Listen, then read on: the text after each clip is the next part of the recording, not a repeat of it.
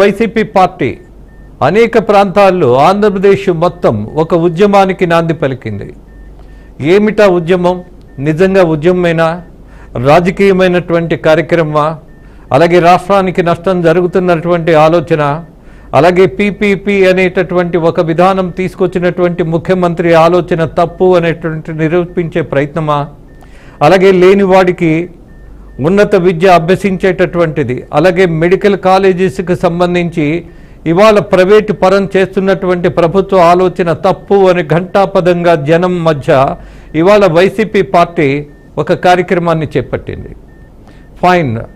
రాష్ట్రం మొత్తం ఇవాళ ప్రతిపక్షం వందల మంది కార్యకర్తలతో రోడ్ల మీదకు వచ్చేసి ఇవాళ ప్రభుత్వం తీసుకున్నటువంటి నిర్ణయం ప్రైవేటు కాలేజీలకు సంబంధించి మెడికల్ కాలేజెస్ని ప్రైవేటు యాజమాన్యానికి అప్పజెప్పాలి అన్నటువంటి ఆలోచనని వ్యతిరేకిస్తూ, ఇది తప్పు అని నిరూపించే ప్రయత్నం చేస్తూ, ఇది దుర్మార్గం అనేటటువంటి అభిప్రాయాన్ని పెంచుతూ, అలాగే ప్రజల మధ్య ఒక క్లారిటీని తీసుకురావాలి అన్నటువంటి ఒక ఆలోచనతో, మేబీ అది రాజకీయమైనటువంటి కారణం కావచ్చు. రాజకీయం ప్రతిదీ బూతేనా, ప్రతిదీ కుట్రేనా? అలా అనలేం. రాజకీయం అంటేనే జనాలకు సంబంధించింది, రాజకీయం అంటేనే అభివృద్ధికి సంబంధించింది, రాజకీయం అంటేనే ప్రతి కుటుంబానికి సంబంధించినటువంటి ఒక విషయం, ఒక ప్రతిజ్ఞ, ఒక బాధ్యత. మరి ఇందులో భాగంగా ఇవాళ వైసీపీ తీసుకున్నటువంటి కార్యక్రమాలను ఇంక్లూడింగ్ మీ తప్పుపట్టలేను. ప్రతిపక్షం కాబట్టి ఆ ప్రతిపక్షానికి ప్రజలు ఒక తీర్పు ఇచ్చారు. ఏమని? 11 సీట్లతో సర్దుకోండి మహాశయ, మీకు ఇంతకంటే సీన్ లేదు అని. కానీ ఒక్కడున్నా సరే ప్రతిపక్షంగా ఆ ఒక్కడు ఒక ఉద్యమం చేయడానికి హక్కు ఉంటుంది, దాన్ని కాదనలేం. గతంలో వైసీపీ పాలనలో ఉన్నప్పుడు ఆ రోజున్నటువంటి చంద్రబాబు పార్టీని కానీ ఆ పార్టీ నాయకులను కానీ నిర్బంధం మధ్య, గృహ నిర్బంధంతో కాలు కదపనివ్వకుండా, బయటికి రానివ్వకుండా, ఎక్కడ ఎవరు కదలాలన్నా అనుమతి తీసుకోవాలన్నట్టుగా ఒక ఫ్యాసిస్ట్ ధోరణితో ప్రవర్తించింది. కానీ ఇవాళ ఉన్నటువంటి ప్రభుత్వం ఆ ధోరణిలో లేదు. అది అదృష్టం. అది ఒక రకంగా బాధ్యత కలిగినటువంటి ప్రజాస్వామ్య విలువలను కాపాడేటటువంటి విధానం. కానీ ఇక్కడ తీసుకున్నటువంటి ప్రభుత్వ నిర్ణయం పొరపాటుని విపక్షం భావించినప్పుడు విపక్షానికి కూడా హక్కు ఉంది రోడ్డు మీదకి రావటానికి, మాట్లాడడానికి, జనంలో చైతన్యం పెంచడానికి, వ్యతిరేకించడానికి. అందులో ఏదైనా తప్పుంటే ప్రభుత్వం చర్యలు తీసుకోవచ్చు. ఎక్కడైనా కావాలని కుట్రలు చేసి దాడులు చేసేటటువంటి ప్రయత్నం ఉంటే దాన్ని ఆపచ్చు, అరెస్టులు చేయొచ్చు. కానీ ఇక్కడ జరుగుతున్నటువంటి మొత్తం ఉద్యమం ఏదైతే వైసీపీ చెప్తోందో, ఇది మా ఉద్యమం, ఇది ఆగదు అని, ఇదే ఉద్యమం నిజమైతే అనేకమైనటువంటి అంశాలు ఉన్నాయి. ఒక మెడికల్ కాలేజీ కాదు, ఇవాళ రాష్ట్రంలో కూటమి ప్రభుత్వం వచ్చిన తర్వాత చెప్పినవి కొన్ని చేయలేదు అన్నటువంటి వాదన పెంచుతున్నటువంటి వైసీపీ ఈ ఒక్కదాన్నే ఎందుకు కారణంగా తీసుకుంది? ఈ నిర్ణయం ఎందుకు తప్పని నిరూపించాలని ప్రయత్నిస్తోంది? ఒకటే, ఇవాళ పీపీపీ అనేది జనం త్వరగా నమ్మేటటువంటి అవకాశం ఉంది. జగన్మోహన్ రెడ్డి ఎన్ని కాలేజీలు నిర్మించాడు? ఆయన ఎన్ని ప్రారంభించాడు? అదొక పెద్ద యుద్ధమే, అదొక పెద్ద క్రైమ్ సినిమాలనే జనం చూశారు.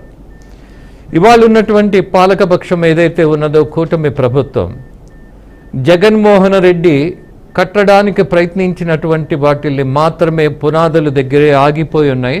ఈయన చెప్పిన 17 కాలేజీలు ఇక్కడ లేవు, నిర్మించలేదు, ప్రారంభించలేదు అని ఒక సత్యాన్ని జనానికి చూయించాయి.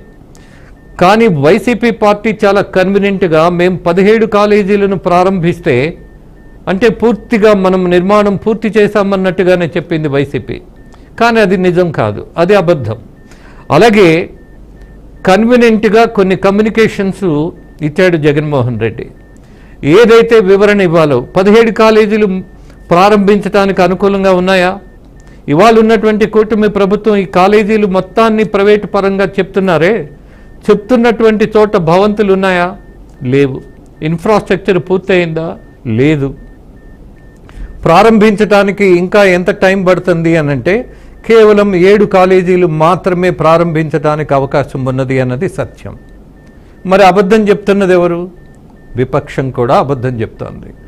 ప్రభుత్వం ఏం చేస్తోంది? ఈ మెడికల్ కాలేజీలను నిర్మించాలి అని అంటే దరిదాపు 15,000 కోట్ల ఖర్చు అవుతుంది. కాబట్టి ఇప్పుడున్నటువంటి ఆర్థిక పరిస్థితుల్లో మెడికల్ కాలేజీలను సజావుగా సమర్థవంతంగా నడపాలి అని అంటే ప్రైవేటు యాజమాన్యానికి మనం అప్పజెప్పాల్సిందే అని. కానీ ప్రైవేటు యాజమాన్యం ప్రభుత్వం తీసుకోవాల్సినటువంటి నిర్ణయాలను ఆచరిస్తుందా? తను తీసుకున్నటువంటి నిర్ణయం ఖచ్చితంగా అమలవుతుందా? అనుమానాస్పదం, కుదరదు. ప్రైవేటు పరమైన తర్వాత లాభాలు ఆర్జించే ప్రయత్నం చేస్తారు, కానీ ప్రజలకు ఉచితంగా సేవ చేసే అవకాశం ఉంటుందా? ఉండదు. మరి ఇక్కడ ప్రైవేట్ యాజమాన్యానికి కాలేజీలను అప్పజెప్పడానికి ఆర్థిక పరిస్థితే కారణమైతే మరో ప్రశ్న కూడా కూటమి ప్రభుత్వం ఫేస్ చేయాలి. ప్రభుత్వం అనేది వ్యాపారం కాదు చేయాల్సింది, అభివృద్ధి. అభివృద్ధి ఈ అభివృద్ధి చేయడానికి ఆదాయ నిర్మాణం ఎలా ఉండాలి అన్నది ఒక కామన్ మ్యాన్ యొక్క ప్రయోజనం దెబ్బతినకుండా ఉండాలి. మరి ఇక్కడ దెబ్బతింటుందా? ఖచ్చితంగా, అనుమానమే అక్కర్లా. దాన్ని సవరించుకునేటటువంటి మార్గం ఉందా? ఉందేమో. అందుకే ప్రైవేటు పరం చేద్దామనుకుంటుందేమో. ఇలా అనేకమైనటువంటి అంశాల మీద జనం టోటల్ కన్ఫ్యూజన్లోకి వెళ్ళిపోయారు. అసలు కూటమి ప్రభుత్వం ఎందుకు ఈ నిర్ణయం తీసుకుంది అని అంటే వాళ్ళు చెప్పినటువంటి వాదన ఒకటి ఉన్నది. ఇవాళ ఆర్థిక పరిస్థితిలో వీటిని మనం నడపలేము. సరే, నడపకపోతే వచ్చే నష్టం ఏంటి అని ప్రశ్నిస్తే అసలు నష్టమే లేదు అని కూటమి ప్రభుత్వం చెప్తుంది. కాదు, టోటల్ సామాన్యుడికి ఈ మెడికల్ విద్య అనేది ఇవాళ కూటమి ప్రభుత్వం దూరం చేసేసింది అని కొన్ని వాస్తవాలను ముందు పెట్టినటువంటి వైసీపీ పార్టీ.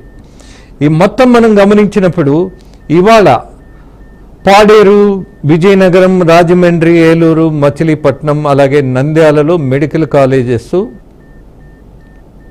హ్యాపీగా కన్వీనియంట్గా నడపగలిగే పరిస్థితుల్లో ఉన్నాయి. ఇక మిగతా విషయాలకు వస్తే మదనపల్లి కానీ, ఆదోని కానీ, మార్కాపురం కానీ, పులివెందులు కానీ ఈ మెడికల్ కాలేజీలను ఇప్పట్లో ప్రారంభించే అవకాశమే లేదు. 27, 28 నుంచి ప్రారంభిస్తామని కూటమి ప్రభుత్వం చెప్తోంది. ఎందుకు ఇంత ఆలస్యం చేయాలి? కేవలం 15,000 కోట్లు లేకే మెడికల్ కాలేజీలను మీరు పక్కన పెడుతున్నారా? ఇక్కడ రెండు పార్టీలకు సంబంధించి ఇవాళ గత ముఖ్యమంత్రిగా ఉన్నటువంటి జగన్మోహన్ రెడ్డిని మనం గమనించినప్పుడు ఆయన చేసిన తప్పులు చాలా ఉన్నాయి. ఇవాళ కూటమి ప్రభుత్వం తీసుకునేటువంటి నిర్ణయాలలో కొన్ని లోపాలు కనిపిస్తున్నాయి. వీటిలన్నిటినీ సమీక్షించుకొని జనం కోసం ఏది అవసరమో దాన్ని చెప్పేటటువంటి పార్టీలే లేకుండా పోయినటువంటి పరిస్థితి ఆంధ్రప్రదేశ్లో మనం చూస్తున్నాం. ఇవాళ వైఎస్ఆర్ పార్టీ ఏదైతే ఉన్నదో, వైసీపీ పార్టీ ఏదైతే ఉన్నదో, ఆ పార్టీ తీసుకున్నటువంటి నిర్ణయం కేవలం ఈ మెడికల్ కాలేజీ వల్ల భారీ నష్టం రాష్ట్రానికి వస్తుందా అంటే ఒక అంశం ఇది. కానీ టిట్కో ఇళ్ళు ఆ రోజు నిర్మాణం పూర్తయిన తర్వాత కూడా జగన్మోహన్ రెడ్డి బీదలకు పంచల. అలాగే ఇవాళ జగన్మోహన్ రెడ్డి ప్రారంభించినటువంటి మెడికల్ కాలేజీలు ఏవైతే ఉన్నాయో 23, 24 మధ్య నిర్ణయాలు తీసుకొని ప్రారంభించారో వాటి నిర్మాణం పూర్తిగా పక్కన పడేసింది సంవత్సరంన్నర నుంచి ఇవాళ కూటమి ప్రభుత్వం.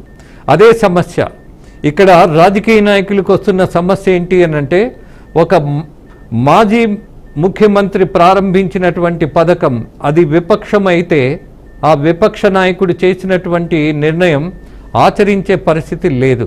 కారణం, అది మంచి ప్రాజెక్ట్ అయితే గత ముఖ్యమంత్రికి మంచి పేరు వస్తుంది అన్నటువంటి భయం సంకుచితం. సో ఇలా రాజకీయాలు నడుస్తున్నప్పుడు పీపీపీలో మెడికల్ కాలేజీలు నడపడం ఎంతవరకు సమంజసమని కూటమి ప్రభుత్వాన్ని ప్రశ్నిస్తున్నటువంటి శక్తిగా వైసీపీ తన బలాన్ని పెంచుకునేటటువంటి అంశంగా ఇదే మార్గంగా ఇవాళ రాజకీయం నడుస్తున్నటువంటి పరిస్థితి చూద్దాం. ఫర్ ద పీపుల్ అనే రాజకీయం ఏ పార్టీ తన సొంతం చేసుకుంటుందో అన్నదే ఆలోచన చేయమంటున్నా. నమస్తే.